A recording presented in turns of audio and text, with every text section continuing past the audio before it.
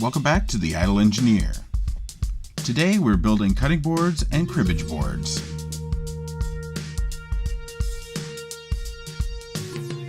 We began by ripping down strips of Purpleheart and Paduk to 1/4 inch on the bandsaw.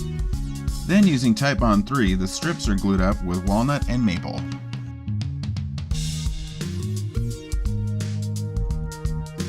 Once the glue had cured, they are cut down to size.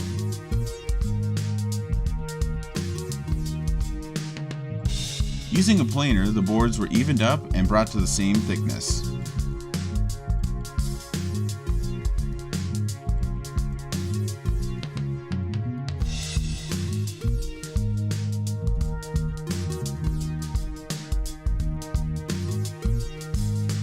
Once the boards were of uniform thickness, we ran them through the router table using a 45-degree chamfer bit on all corners. Then the boards were sanded through the grits to 220.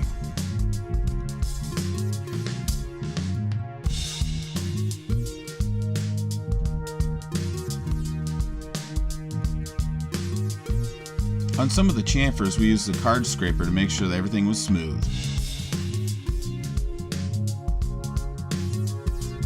After sanding, 3 coats of butcher block conditioner were applied. Each coat was allowed to dry and then buffed in.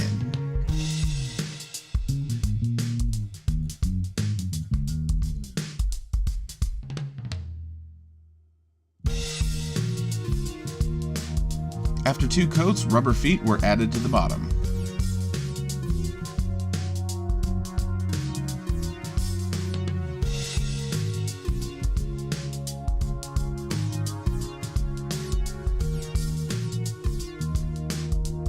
After the feet were attached, a final coat of conditioner was added to the top.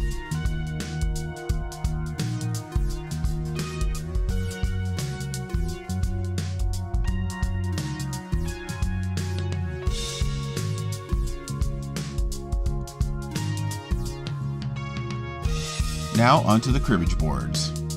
Starting with the same type of strips used in the cutting boards, we put an edge around each piece of maple and walnut. Again, we're using Type Bond 3 and clamping everything up to keep the corners square. Just like the cutting boards, they are put through the planer once the glue is cured.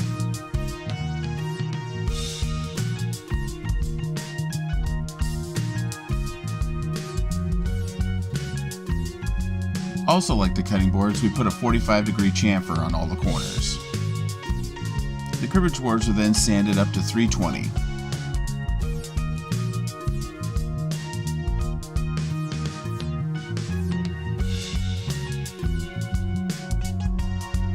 There are cribbage board templates available, but that was too easy. I laid out the starting, scoring, and points holes by hand. Each hole had 1/4 inch distance between it, and each group of 5 had 1/2 inch. I laid out 2 holes for the starting point, 12 groups of 10 for scoring, and 2 holes for victory points. Otherwise, the layout is up to you. I used a center punch on each hole to try and reduce bit deflection.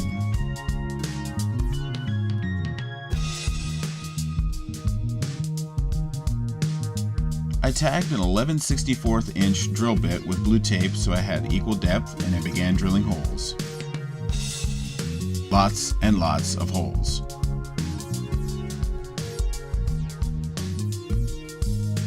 In future, I'll probably use a self-centering drill bit to help reduce deflection even more.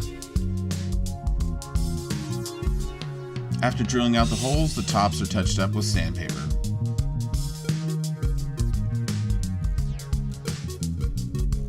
Here the boards are tested with the pins.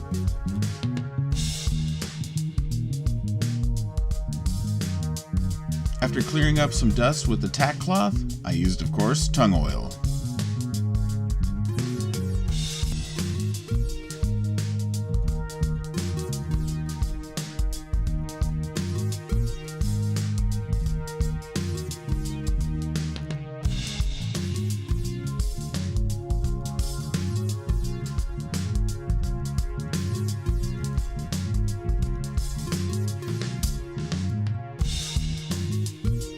After 2 coats of Tung Oil, I added some rubber feet to the bottom of the boards.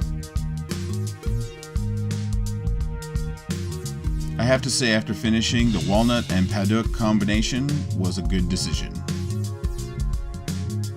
Thanks for watching. I hope you follow us on Instagram and subscribe for future videos.